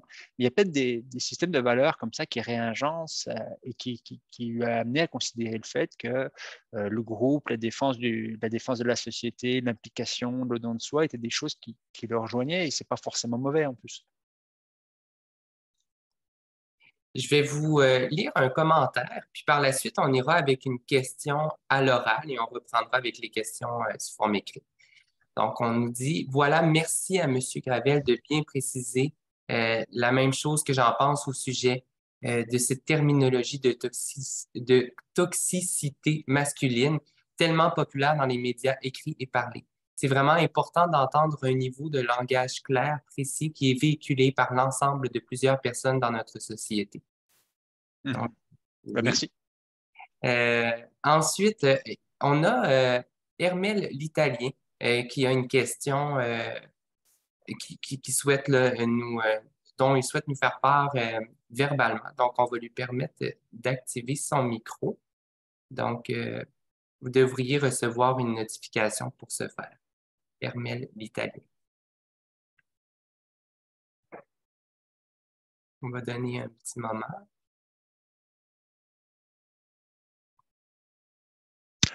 En tant que M. Branche, je pourrais peut-être rajouter simplement une phrase ou deux par rapport aux commentaires précédents. C'est-à-dire que, encore une fois, je pense que ce qui est important, c'est de savoir d'où on parle, et puis qu'est-ce qu'on dit, quels sont nos objectifs. Puis l'adjectif de toxicité, c'est un adjectif qui est militant, qui sert des besoins de militance. Puis la militance, c'est important. Hein, la société avance parce que les gens s'impliquent. Mais ce n'est pas forcément. Si votre objectif, c'est de dénoncer des choses puis d'avoir une espèce de vocabulaire qui soit efficace pour choquer, saisir la société, probablement que vous allez l'épouser, cet adjectif-là. Moi, je parle en tant que travailleur social. Fait que, la manière dont j'essaie de peser sur la société, sur l'évolution de la société, elle est différente. C'est d'autres outils, c'est d'autres approches, c'est d'autres positions.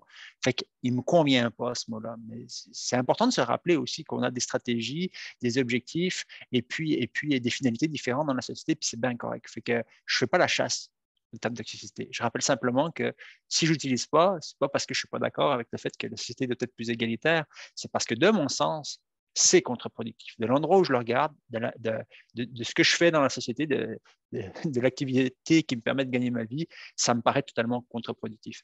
Mais encore une fois, il y a des gens qui l'utilisent, puis c'est bien correct. Merci. Toujours aucun signe là, de Hermel Italien. Donc, on va laisser la question en suspens. On va retourner vers les questions écrites. Peut-on espérer un changement de mentalité chez les hommes après toute cette historique séculaire dans l'humanité? Agressivité masculine, homme pourvoyeur, géniteur, etc. C'est compliqué, effectivement. C'est compliqué, mais on a beaucoup de gens, notamment des auteurs féministes, qui essayent de nous indiquer que ça n'a pas toujours été le cas, que les relations ne sont pas les mêmes. Et puis, je vous inviterai à considérer, par exemple, nos voisins autochtones. Hein. Moi, on a une communauté ici, les Inuits, à Mastayache. Et puis, les stéréotypes de masculinité sont assez différents. Ils ne sont pas totalement différents parce que c'est des gens qui vivent dans une société plus large qui est la société canadienne. Donc, il y a quelque chose qui a été hérité de ça, mais ils gardent quand même quelque chose de différent dans leur rapport aux femmes. C'est une société qui est très genrée. Hein. Souvent, on entend dire il n'y a pas de genre dans les sociétés autochtones. Ce n'est pas vrai. Effectivement, il y a une notion de two-spirit, il y a des choses différentes, mais il y a quand même cette notion que selon le sexe auquel on est assigné, le genre auquel on est assigné, il y a des activités qui sont pour les uns, pour les autres. La cérémonie des premiers pas dans les peuples algonquins, les petites filles, les petits gars la font pas de la même manière du tout. Donc, c'est comme une société genrée. Mais on voit des choses très différentes. Moi, je peux en témoigner.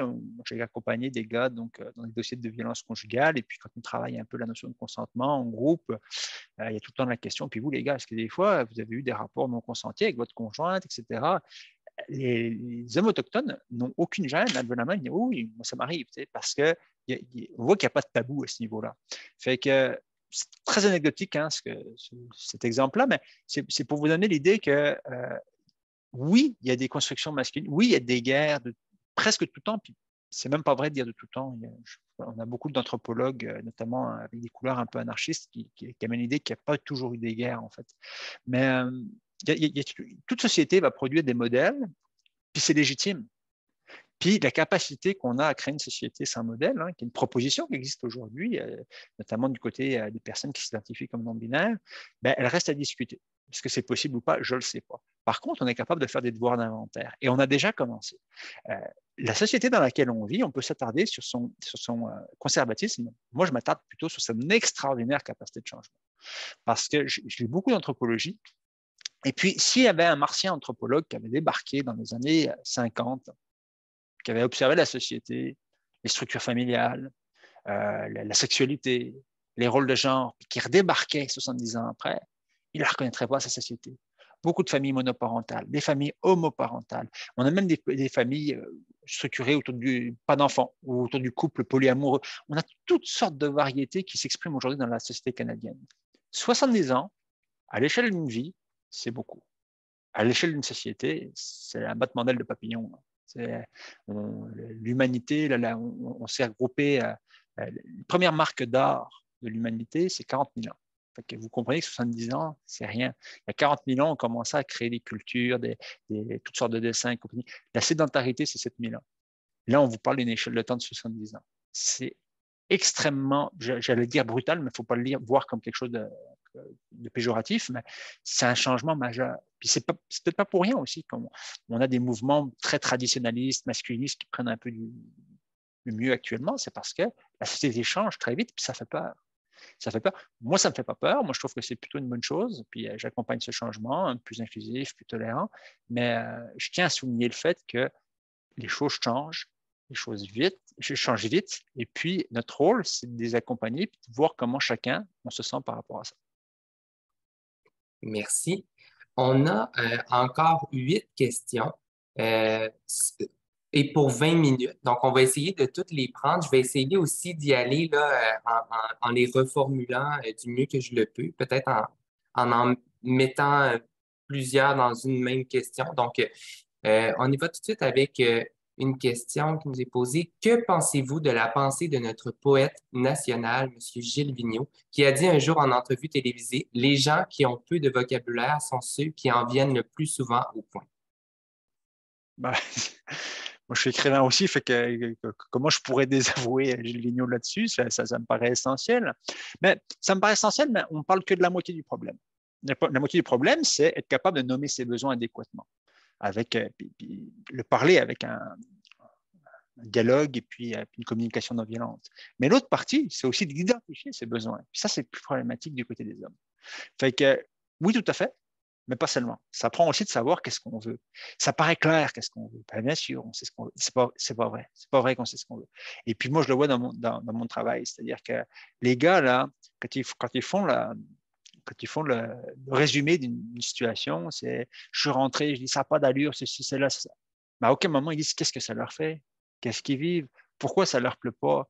Qui es-tu pour dire comment les gens doivent se comporter? Parce que c'est ça les discours masculins qu'on entend beaucoup, c'est ça n'a pas d'allure, qu'elle ait fait ci, qu'elle ait fait ça. En fait, tout se peut aujourd'hui. Hein.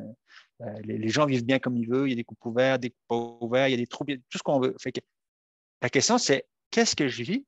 C'est quoi mes besoins? Qu'est-ce que je suis capable d'accepter ou de ne pas accepter dans un terme de collaboration avec l'autre personne, conjointe ou autre? Et puis, est-ce que je suis capable de le nommer? Donc, oui, Gilles Vigneault pour 50%, mais l'autre 50%, c'est la capacité d'introspection et d'empathie qui est importante. Merci. Est-ce que l'enfant vient au monde avec certaines tendances agressives? Parce que on nous rapporte que on- la personne qui nous pose la question avait un petit-fils qui était agressif envers sa mère. Dès l'âge de 2, 3 ans, il lui tirait les cheveux, la mordait.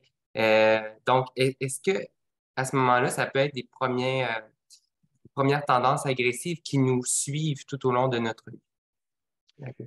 C'est une question. Plus les questions arrivent, plus on s'éloigne un peu de ce dans quoi je suis à l'aise, puisque là, il vient toucher des questions quand même qui sortent un peu de mon domaine d'expertise, complètement, parce que la question de savoir, c'est en fait la question des pathologies, parce que je dis pas que c'est le cas de cet enfant du tout, hein, mais c'est parce que la question de savoir est-ce qu'on peut naître avec certains comportements agressifs, ça renvoie aussi aux questions de structure de la personnalité, par exemple, aux comportements antisociaux, etc.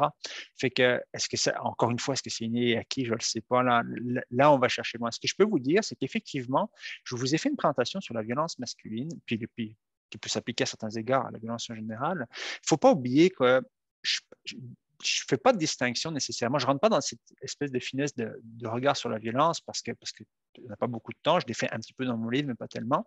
Mais c'est parce qu'il y a aussi des comportements de violence, souvent dans les comportements les plus extrêmes de violence, qui vont toucher des éléments, des facteurs de risque qui sont différents, puis qui sont d'ordre de structure de personnalité, de santé mentale, de psychiatrie, etc. etc. Puis jusqu'à un certain point, il faut être capable aussi de faire la différence, parce que on peut pas penser avec le vocabulaire, avec les éléments que je vous donne, la violence masculine, pourrait l'appliquer, je ne sais pas moi, en recoulisme magnétal. Il faut faire attention.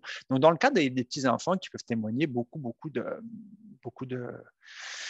d'agressivité. Rappelez-vous quand même que plus on fait des recherches là-dessus, plus on se rend compte que la notion de relation sociale, elle commence même intra-utérin. Il y a des expériences qui ont bien montré que, par exemple, quand les parents se parlent, le bébé est capable de sentir les émotions de sa maman en lien avec la manière dont les pères s'adressent à leurs enfants. Ça, je le dis beaucoup aux pères qui attendent un enfant. Je leur dis, tu sais, si tu te chicanes toute la journée avec ta conjointe ou tu cries dessus, le bébé, il l'entend. Puis ce qu'il entend, c'est que quand papa parle, la maman a peur. Fait que, tu sais, c'est quand même des notions qui sont importantes. Hein.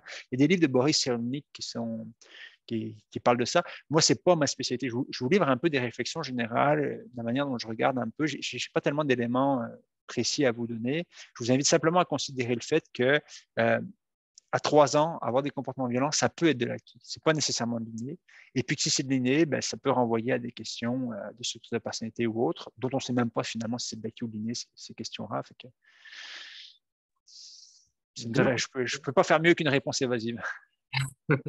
Mais vous en êtes très bien sorti. Euh, Merci. alors, 2 questions en rafale. On nous demande, voyez-vous dans votre travail une augmentation ou une certaine facilité pour les hommes de demander de l'aide? Et une autre personne nous demande, alors, à quoi aujourd'hui devrait-on renoncer? Oh, OK. Alors, la première question, oui, je pense que c'est plus facile. On est plus identifié. Il y a quand même ce matin, là, dans la presse, il y avait un article sur les filicides, donc les gens qui tuent des enfants. Puis là, vous savez que ça fait partie la plupart du temps, c'est des hommes. Pas tout le temps, parce que ça fait partie des homicides intrafamiliaux dans lesquels les femmes sont plus représentées quand même. Donc, on a regardé les hommes, et puis ce qui est sorti, c'est qu'il y en avait quand même une partie importante qui avait fait une demande d'aide, X ou Y, mais jamais aux organismes en prévention de la violence conjugale auprès des hommes. Donc, nous. Fait que ça, c'est un peu décevant parce qu'on met de l'énergie pour l'organisme pour lequel je travaille, le regroupement à cœur d'hommes. Tous ces gens-là mettent de l'énergie à être visibles dans la société et à s'assurer que les gars tirent la bonne sonnette d'alarme à la bonne place. C'est très correct de s'adresser au CLS. C'est pour ça, mais c'est parce que d'avoir un organisme qui fait ça un peu à journée longue, avec des gens qui n'oublient pas de poser les questions, par exemple, sur l'homicide conjugal, parce qu'on a des outils qui permettent d'évaluer le risque de suicide ou d'apprécier le risque d'homicide. On a quand même nos petites spécialités. Donc, c'est un peu décevant de voir que ces gars-là ne se sont pas adressés à des organismes comme ça. Donc, qu'est-ce qu'il faut faire? Il faut faire encore plus de promotion, j'imagine. Je ne sais pas, il y a des gens qui réfléchissent à ces questions-là. Qui est une spécificité du travail social? Comment faire connaître les services? Comment recruter des nouvelles personnes pour rentrer dans les services? Maintenant, je vais aussi vous dire qu'on a eu, depuis la pandémie, une augmentation des demandes de services dans notre secteur. Je ne peux pas dire en général au Québec, mais vraiment spectaculaire. Vraiment spectaculaire. Et puis, on peut l'attribuer à plein de facteurs. Moi, je l'attribue aussi à cette campagne très, très intense qui a été menée à un moment donné pour dénoncer les homicides conjugaux, les féminicides, très, très importante. Fait que les gars se sont sentis saisis par ça. Et on a eu des profils de gars qui n'étaient pas nécessairement d'ailleurs pour des problèmes de violence conjugale. Des fois, c'était des violences au travail, au contraire, et qui compris comme ça, là, comme un camion en pleine face, le fait qu'effectivement, il y a des gars qui ont des comportements de violence extrême, toutes sortes de raisons, toutes sortes de contextes, peu importe. Je n'entrerai pas nécessairement dans ces détails maintenant, il nous reste trop peu de temps, mais des gars qui ont compris ça et puis qui sont responsabilisés. Tu sais, ils sont venus avant que ça pète. On a eu beaucoup de gars qui sont venus avant avoir un signalement des PJ, par exemple. Ce qui est toujours plus intéressant de faire les choses en prévention plutôt que de les faire une fois obligés et contraints. Fait que c'est ça, je reste un optimiste. J'ai l'impression que les choses avancent malgré tout sur ce dossier-là, même si l'article de ce matin est un petit peu décourageant. L'autre question, c'était quoi? Alors, à quoi on doit renoncer finalement? Ben, dans mon métier, on dit des fois que le cerveau a du mal à prendre les formules négatives. Hein. Fait que quand on dit à un enfant, par exemple, apparemment, il ne faut pas lui dire arrête de courir, il faut lui dire marche. Parce que si tu dis arrête de courir, il est en train de courir, il entend courir, il court encore plus. Fait qu'il faut dire marche. Puis, tu sais, moi, c'est quelque chose qu'on essaie de développer un peu dans nos pratiques en travail social en général, puis en lequel je crois beaucoup. Fait que la question de savoir à quoi renoncer, elle m'intéresse peut-être un petit peu moins que de savoir à quoi adhérer finalement. Puis je pense que les gars vont faire d'expérience, ils commencent à le faire, notamment grâce à l'école qui développe beaucoup l'introspection des petits gars. Ils font l'expérience qu'on ne meurt pas de ses émotions. On meurt parfois, ou on tue parfois, de ne pas les écouter ou de pas les vivre, de ne pas les expérimenter. Fait que la question de savoir à quoi renoncer, je pense qu'on a déjà renoncé à beaucoup trop d'affaires. Je pense que présentement, il faut surtout adhérer davantage à cet aspect important de la vie psychique que sont les émotions. Puis les émotions, non, c'est pas momo, non, c'est pas dévirilisant, et c'est très utile. Et le plus ridicule de l'affaire, c'est qu'on a des figures de masculinité extrêmes qui sont des gens qui ont un bon contact avec leurs émotions. On peut pas être champion de boxe ou de basketball ou peu importe si on ne réfléchit pas à qu'est-ce que je vis comme émotion, si on ne prend pas le temps de se gager, si on ne prend pas le temps de gérer un peu ce qu'on vit sur un terrain. On l'a vu, hein, je suis assez vieux pour me rappeler de Mike Tyson qui mordait l'oreille de son adversaire parce qu'il était vraiment énervé, il ne gagnait pas, ça l'énervait, et puis ça a gâché sa carrière. Il faut penser à tous ces milliers d'autres boxeurs qui font un sport éminemment viril, qui eux ne mordent pas les oreilles là. Ils sont capables de gérer leur colère, ils sont capables de réinscrire leurs émotions dans un code de règlement, de loi. Oui, on peut taper quelqu'un, mais on tape de telle manière, tel coup c'est interdit, etc. Ils sont capables de le faire. C'est des gens qui, nécessairement, à un certain niveau, ont été capables d'avoir une bonne introspection.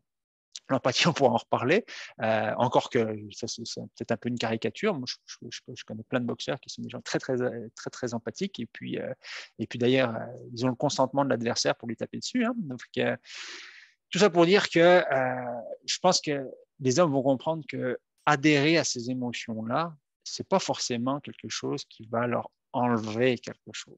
C'est quelque chose qui va leur donner quelque chose de plus et qui va être susceptible de faire baisser un peu les statistiques que je vous donnais tout à l'heure, tant sur la violence agie que sur la violence subie, etc., etc. Pour faire un lien justement avec ce que vous venez de dire, dans les dernières années, dans les dernières décennies, il y a eu énormément de luttes féministes. Il y a eu des gains importants, il y a encore beaucoup à faire. Donc, on voit encore beaucoup de mouvements féministes et les hommes se demandent souvent bon, comment ils peuvent s'inscrire dans de tels mouvements, comment démontrer leur soutien et comment aussi mener leur propre lutte pour changer, se redéfinir, s'ajuster à cette nouvelle réalité-là. Donc, en ce sens, quelle est, à votre avis, l'importance de souligner la Journée internationale des hommes comme on le fait à l'arrêt?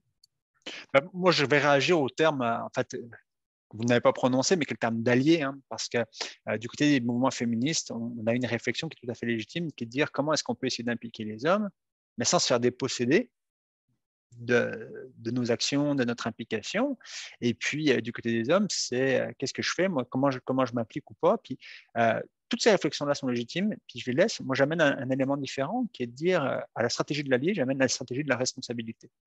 Pas simplement envers les femmes, pas simplement envers la société, mais aussi envers soi, parce que la responsabilité, je suis père de famille, si je vais moins bien, si je sens que le stress augmente, je manque de patience, j'ai tendance à augmenter ma consommation d'alcool, je peux-tu prendre un peu de responsabilité par rapport à moi-même et puis essayer d'aller mieux, essayer d'être plus agréable avec mes proches.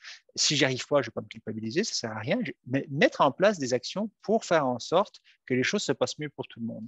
Fait que ça, c'est quelque chose qui est important. Et puis, je pense que les études masculines, qui sont relativement nouvelles, qui sont relativement peu connues encore, nous amènent cet éclairage-là. Ils nous amènent cet éclairage qui est de dire, OK, le féminisme, ce qu'on appelle le féminisme, pas au sens militant, mais au sens théorie critique, qui a donné toutes sortes de concepts et puis de propositions, ce féminisme-là est une proposition qui est aussi adressée aux hommes. On ne va pas s'en saisir de la même manière. Ça veut dire que peut-être on aura des points de vue différents avec les groupes féministes au sens militant du terme, mais la théorie critique féministe, c'est quelque chose qui est une proposition qui est très, très positive pour l'ensemble de la société, y compris les hommes. Puis c'est vraiment le sens de mon livre. Là, je pense que moi, j'ai un mining un peu comme ça. Moi, j'adore ça, des théories critiques. Si on vient de m'expliquer que tel comportement au niveau environnemental, social, peu importe, il est perfectible et puis que je suis traversé moi-même par des choses, pensons aux critiques par exemple antiracistes ou autres. Moi, je suis très réceptif à ça parce que je trouve que c'est très stimulant intellectuellement. Mais il y a des gens qui ne savent pas. Puis, tu sais, j'invite vraiment à dépasser un peu cette anxiété puis aller voir les grands auteurs parce que les grands auteurs et les grandes auteurs féministes, femmes, si elles sont grandes, ce n'est pas sans raison. C'est parce qu'elles ont amené des choses qui font qu'aujourd'hui, elles nous font encore réfléchir, elles nous font penser, et puis qu'elles ont un propos qui n'est pas une espèce de défense de groupe spécifique, qui est un propos sur la société en général, notamment au chapitre de la violence.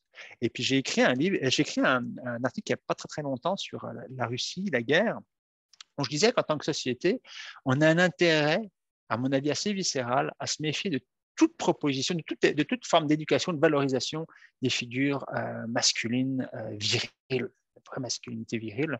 Ça fait des années qu'on voit les hooligans russes, qu'on a un président russe qui dit j'irai traquer les Tchétchènes jusque dans les chiottes. On a des chansons paillardes qui circulaient partout, invitant à violer ma jolie, etc. On a laissé faire ça en disant finalement c'est un problème interne, mais on voit bien comment ces discours-là, cette manière de pousser comme ça une espèce de vision de la virilité qui correspond à tout ce que je vous ai expliqué aujourd'hui, a finalement des impacts très très forts au niveau international. Et je pense que c'est la même chose aussi au niveau national, c'est la même chose dans les écoles. On a encore beaucoup de choses comme ça dans nos écoles, même si les adultes sont très très attentifs, mais on a encore ça dans les écoles. Puis le pire, c'est que moi je donne des cours de basket au primaire. Il y a des enfants que je vois avoir des discours très très très très virils comme ça. Je connais la famille, je connais les professeurs, je connais tout le monde. C'est simplement quelque chose qui est enraciné dans les cours d'école. On dirait qu'ils trouvent ça en jouant dans la cour là. Mais on a encore une réflexion à mener dans la société pour essayer de faire en sorte qu'on puisse proposer d'autres modèles de masculinité aux hommes. Encore une fois, les injonctions, soit comme ci, soit comme ça ne marche pas très bien. Simplement un régime de permission.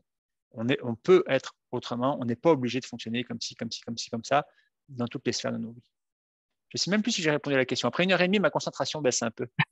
Non, je vous confirme, vous y avez répondu, puis vous avez même répondu à une nouvelle question qui est arrivée, qui concernait, bon, est-ce que l'éducation des jeunes enfants pouvait changer quelque chose à la mentalité des hommes dans la rue? Bien évidemment, évidemment, oui. Euh, Tout passe par l'éducation, la sensibilisation, ce genre de webinaire qu'on fait aujourd'hui. Moi, je pense qu'à tout âge, on peut apprendre, à tout âge, on peut se re-questionner. Puis je pense qu'il n'est jamais trop tard pour changer, pour évoluer dans nos mentalités, dans nos façons de faire et d'interagir les uns avec les autres. Donc, écoutez, permettez-moi de vous remercier au nom de toutes les personnes qui ont assisté à ce webinaire aujourd'hui et qui y assisteront en rediffusion, parce que je le rappelle, là, le webinaire sera disponible en rediffusion. Comment y accéder, en fait? Ça sera publié sur notre site web de l'AREC et ça sera aussi également envoyé dans l'infolettre de notre association via un lien YouTube. Donc, merci énormément, Monsieur Gravel. Euh, Évidemment, je vous ai fait abstraction des commentaires qu'on a reçus, mais les gens vous remerciaient. Hommes et femmes ont participé là, à cette rencontre-là et disaient que c'était important justement qu'on traite de tels sujets, puis que de merci de faire avancer la société finalement. Donc, je vous remercie, puis je vous laisserai peut-être les 2 dernières minutes pour un dernier mot en guise de conclusion. Ben, je vais les prendre. Je vais les prendre déjà pour vous remercier. C'était une très belle invitation. Je voudrais aussi lancer une autre invitation aux gens. Je vais au Salon du Livre de Montréal samedi, dimanche prochain. Je suis en signature à 10h le samedi, à 10h30 le dimanche. Le mec me fait de la place, même si mon livre est un peu plus vieux. Moi, j'ai sorti 2 livres en pandémie, fait que ça n'a pas été une grosse activité au niveau des salons. Là, je me rattrape un peu. Fait que si vous voulez venir, venez. Je serai content de vous rencontrer. Je voudrais vous dire aussi, merci, vous êtes des anciens vous êtes des retraités pour la plupart de l'éducation. Fait que l'éducation, c'est important. Moi, j'y crois. J'ai eu une relation très problématique et ambivalente avec l'école plus jeune, mais je crois beaucoup à l'école. Fait que merci pour ces années de service. Écoutez, Monsieur Gravel, comme on n'a pas pu prendre une main levée parce qu'on a eu un problème de communication, il nous resterait une petite minute. Là, je fais une exception. On aurait... Allons-y. Parfait, merci. Donc, c'est René-Jacques Galland. Donc, je vais vous permettre là, d'activer votre micro. Vous devriez recevoir une notification. En espérant que ça fonctionne.